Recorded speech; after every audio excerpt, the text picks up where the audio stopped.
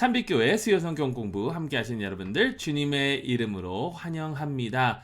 어느덧 저희가 마지막 시간까지 이렇게 왔습니다. 지난 1년 동안 하나님의 말씀 일독하느라 고생 많으셨고요. 오늘 저희가 함께 나눌 내용은 요한계시록인데 앞으로 몇 주 동안 우리가 이 계시록 읽으면서 하나님께서 저희에게 은혜를 더하여 주시기를 간절히 소망하며, 또 여기서 끝나는 것이 아니라 우리가 계속해서 하나님 말씀 보기에 힘쓰고 애쓰고 그러면서 하나님과 더욱더 가까워지는 그런 은혜 체험할 수 있기를 간절히 소망합니다. 요한계시록은 제목에서 보시듯이 사도 요한이 이렇게 지은 서신서입니다. 사실 이 사도 요한이라고 하기도 하고, 어떤 사람들은 성경에 나오는 다른 요한 중 한 명일 수도 있다라고 하는데, 전통적으로는 사도 요한이 기록을 했다라고 우리가 믿고 있고요. 특히 요한복음에 이제 예수님께서 베드로가 어떠한 죽음을 당할 것인지 말씀하셨을 때, 베드로가 주님께서 사랑하시는 그 제자 요한을 보면서 이 자는 어떻게 될 것이냐라고 예수님께 물어봤었을 때, 그 자에게 어떻게 되든지 너와는 상관없다. 그가 내가 다시 돌아올 때까지 살아남는 것이 하나님의 뜻이라면 그것이 너와 무슨 상관이 있느냐라고 말씀하셨습니다. 그자 많은 제자들이 요한은 그럼 죽지 않고 예수님의 재림을 보겠구나 라고 했는데, 요한은 거기에 그렇게 말하죠. 예수님께서 그것을 말씀하신 것이 아니라, 만약에 그렇게 하나님께서 하신다 하더라도 그것이 베드로와는 상관이 없다라고 말씀하신 것인데, 그렇게 이야기는 했지만 결국에는 요한은 예수님의 재림의 그 모습, 또 예수님께서 이 세상에 온전히 임하게 하실 그 하늘나라의 모습을 직접 이렇게 비전으로나마 보게 된 그러한 사도라는 이렇게 또 볼 수가 있겠습니다. 사도 요한이 소아시아에 있는 7 교회에게 보낸 편지입니다. 서신입니다. 바울 서신과 비슷한 구조로 되어 있는데, 우리가 이 요한계시록 하면 특히 이제 미래에 종말에 어떤 일들이 일어날 것인지 거기에 관심을 많이 두다 보니까 어떻게 보면 이 요한계시록에 대한 초점을 잃을 수도 있다라는 그런 생각이 듭니다. 물론 예수 그리스도의 재림에 대하여 또 앞으로 어떠한 일들이 일어날지 보여주기도 하고 그것을 미리 우리에게 알려주기도 하지만, 그것이 주된 목적은 아니라는 겁니다. 그래서 좀 저희가 한번 살펴볼 텐데요. 이 요한계시록은 먼저 계시입니다. 계시. 이 계시라는 것은 영어로는 revelation, 그러니까 무언가를 보여준다, 이렇게 드러나게 해준다라는 그런 의미가 있고, 또 아파칼립스라는 그런 영어를 사용하기도 합니다. 여기에는 이 아파칼립스라는 그 단어를 사용했었을 때 특히 원래 이 서신을 받은 소아시아에 있는 크리스찬들도 하여금 구약 성경 또 유대인의 그러한 외경에서 이러한 계시록 같은 그러한 장르의 글들이 있었던 것을 깨닫게 하고 그 장르와 비교하게 하는 그런 목적도 있었다라는 거죠.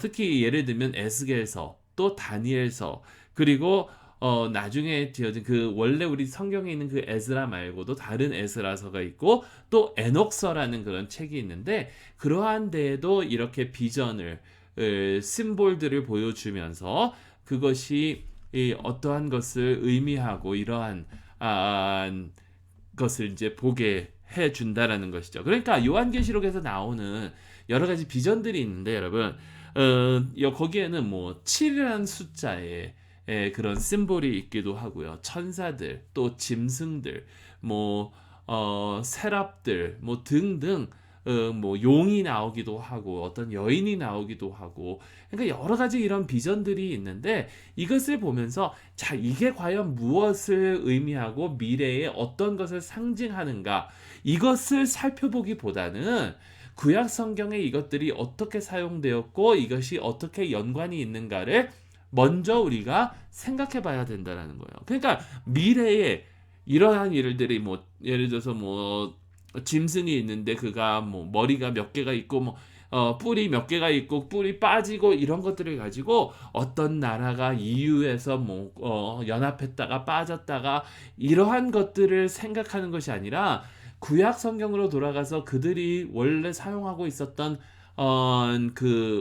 이것들이 무엇을 상징하는가, 어떠한 일들을 상징하는가, 이것들을 우리가 먼저 살펴봐야 한다라는 거예요. 7이라는 그 숫자의 의미도 거기와 마찬가지라는 거죠. 뭐 여러 가지 그러한 비전들을 우리가 보면서 구약을 한번 생각을 해보고 하나님께서 어떻게 이 세상을 풀이했는지, 그리고 이 계시는 또 뭐냐면 이 세상에 일어나고 있는 그 역사에 관해서 하늘나라의 관점으로 본 것이다 라는 것을 우리가 또 염두에 둬야 한다라는 겁니다. 이 세상의 역사를 하늘나라의 관점에서 본 것이다. 여러분, 이게 얼마나 중요한지 모릅니다. 만약에 제가 컵을 들고 와서 그 안에 이렇게 스푼 같은 이제 그 컵에서부터 이렇게 쇠 손잡이가 이렇게 나와 있으면 많은 사람들이 컵이니까 그 안에는 스푼이 들어있을 거다라고 이야기를 할 수도 있는데, 사실 이렇게 들여다보면 그게 포크도 될 수도 있고 다른 것이 될 수도 있잖아요. 그러니까 어떠한 관점에서 보느냐에 따라서 이 보여지는 것이 달라진다라는 거죠. 그러니까 이 계시록은 하늘나라의 관점에서 이 세상이 돌아가는 그 역사를 풀이한 것으로 우리가 이해하면 되겠다라는 것입니다. 근데 이 요한계시록이 계시라라고만 하지 않고 또 1장 3절에 뭐라 그러냐면 예언의 말씀이다라고 했습니다. 예언의 말씀.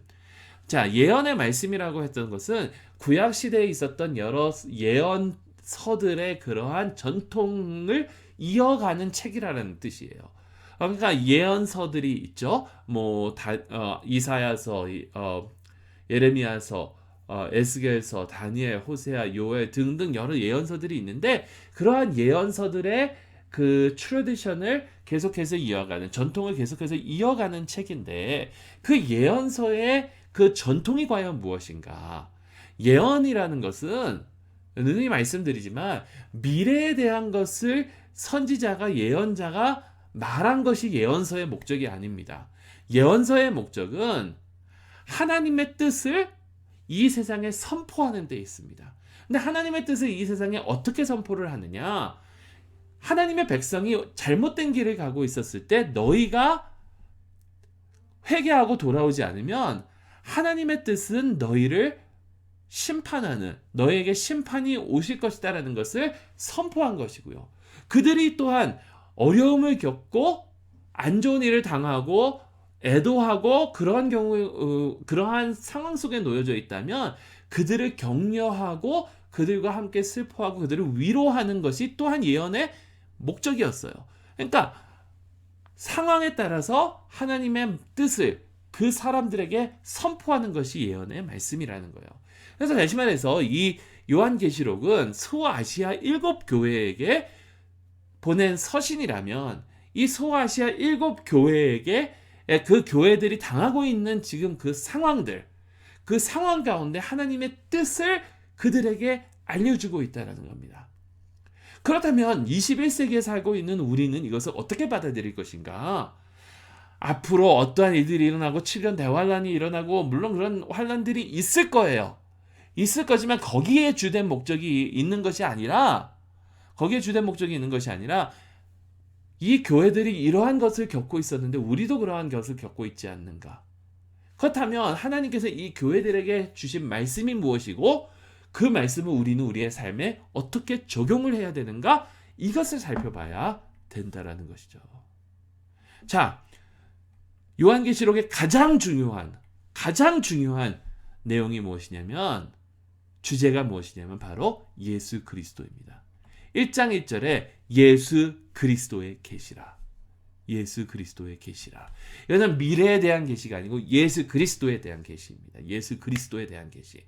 그럼 예수 그리스도에 대하여 무엇을 계시하는 것인가? 예수님께서 이 세상을 온전히 통치하시고, 예수님께서는 완전하게 승리하시고, 또 이 세상을 잘못하는 자들에게 악을 심판하시고 의로운 자들을 축복하실 것이다. 그거에 대한 계시라는 거예요. 그거에 대한 계시. 자, 그래서 이제 요한계시록을 여러분이 쭉 읽어보면서 여러 가지 그런 심볼들이 나오면 이게 예수님에 대하여 무엇을 나에게 알려주고 있는가? 예수님의 통치에 대해서, 예수님의 섭리에 대해서, 예수님의 주권에 대해서, 예수님의 승리에 대해서, 또 악에 대한 심판에 대해서, 의에 대한 축복에 대해서 무엇을 나에게 가르쳐주고 있는가를 염두에 두시면서 요한계시록을 읽으시라는 거예요. 자, 이것을 보면 7이라는 숫자 굉장히 많이 나오고요. 완전한 수, 예수님을 상징하는 수, 하나님을 상징하는 수, 하나님의 안식을 상징하는 수, 6이라는 숫자는 부족한 것, 이 땅의 그러한 숫자, 이러한 것들을 보면서 하나님께서 어떻게 지금 나에게 도전을 주시고 위로를 주시고 내 상황 속에서 어떻게 나에게 살아가라고 말씀하시는지 그것을 생각해 보시라는 거죠. 예수님에 대해서 나에게 무엇을 지금 말씀해 주고 있는가. 몇 가지만 잠시 설명을 드리면요. 여러분, 그 소아시아 7교회의 상황들을 보게 되면 우리가 뭐 2장부터 3장을 쭉 읽게 되면 에베소 교회로부터 시작해서 라오디게아 교회까지 이제 얘기를 하는데, 교회들에게 칭찬을 줄 때도 있고 책망을 줄 때도 있습니다. 너무나도 잘 아시듯이 이 스머나 교회와 빌라델피아 교회는 칭찬만 들었고, 마지막 라오디게아 교회는 이제 책망만 들었다라는 거죠. 근데 왜 교회들이 칭찬도 듣고 책망도 듣느냐면, 어떠한 교회들은 교회 안에서 또 핍박이 너무나도 많으니까. 이게 로마 황의 그 네로 황제 이후에 이 도나투스 황제가 더 크리스천들을 더 많이 핍박을 했는데, 그러한 핍박을 받으면서 핍박을 당하니까 이 세상과 타협하고 예수 그리스도를 부인하는 삶을 살든지, 아니면 이 세상과 적당하게 타협하고 그 선에서 살아가고 있는지, 그렇게 타협하는 교회들도 있었고요. 믿는 자들 중 핍박을 온전히 당하면서도 그 핍박 가운데에서도 순결을 지키고 의를 지키는 그러한 자들도, 그러한 교회들도 있었다라는 거죠. 그러면서 주는 메시지가 무엇이냐면, 그리고 요한계시록에 쭉 나오는 메시지가 무엇이냐면, 이 세상은, 우리가 살아가고 있는 이 세상은 영적 전쟁이라는 거예요. 영적 전쟁. 영적 전쟁이라는 것은 뭐 마귀 사탄과 막 싸우고 이런 거, 뭐 저기 귀신 들린 자와 막 싸우고 이런 것이라기보다는, 우리는 항상 영적 전쟁을 치르고 있는데, 내가 이 순간에 하나님의 뜻대로 살아갈 것인가, 아니면 하나님의 뜻을 버리고 이 세상의 순리대로 살아갈 것인가, 내가 핍박을 당하면서도 순결을 지킬 것인가, 믿음을 지킬 것인가, 신실하게 살 것인가, 아니면 이 핍박을 당하기 때문에 좀 적당히 타협하면서 편안하게 이 세상을 살아갈 것인가, 이렇게 결정을 내려야 되는 순간순간들이 있잖아요. 그게 다 영적 전쟁이라는 거예요. 그 가운데 하나님께서 말씀해 주신 것은 무엇이냐면, 우리에게 순결을 지켜라, 믿음을 지켜라, 타협하지 말고 신실하게 살아가라라는 거예요. 왜 우리가 그렇게 해야 되냐? 왜냐하면 하나님께서는 모든 것을 주관하시는 하나님이시니까. 역사를 주관하시고. 근데 이게 굉장히 은혜의 말씀입니다. 왜냐하면 지금 이 세상 속에서는 우리가 어려움을 겪는다 하더라도 하나님께서 주권을 가지고 계시기 때문에 결국에 우리에게 오는 것은 승리라는 거예요. 승리. 우리가 믿음을 지키면 결국에 우리에게 임하는 것은 승리라는 것입니다. 승리. 하나님께서 모든 것을 주관하시기 때문에 이 승리가 우리에게 반드시 올 것인데, 그 승리의 모습을 보여주는 것이 이 요한계시록의 특히 마지막에 21장 22장의 내용이에요. 새 예루살렘. 구약의 선지자들을 통해서 하나님께서 계속해서 말씀하셨죠. 바벨론이 너희를 칠 거지만, 하지만 하나님께서 다시 세우실 것이다, 예루살렘을. 근데 물론 예루살렘 성전이 재건되지만 그 예루살렘이 다시 온전하게 재건되는 것이 이 새 예루살렘, 요한계시록 21장 22장에 나오는, 창세기 1장 2장과 마찬가지로 요한계시록 21장 22장은 성경에서 유일하게 죄가 나타나지 않는 4장의 말씀입니다. 죄가 없는 세상, 영화로운 세상, 이것을 우리가 소망하며 순결을 지키고 나아가라. 이 세상에서 아무리 핍박을 받고 어려움을 당하더라도 하나님께서 이기시는 것, 예수님께서 이기신다, 예수님의 그 어린 양이 승리를 하신다라는 것을 믿고 의지하며 나아가라는 거예요. 자, 이 날이 반드시 오실 것이라고 예수님께서는 약속하십니다. 이것들을 증언하신 이가, 그게 예수님이거든요. 이것들을 증언하신 이가 이르시되 내가 진실로 속히 오리라 하시거늘. 여기 오타 죄송합니다. 속히 오리라 하시거늘. 아멘. 주 예수여 오시옵소서.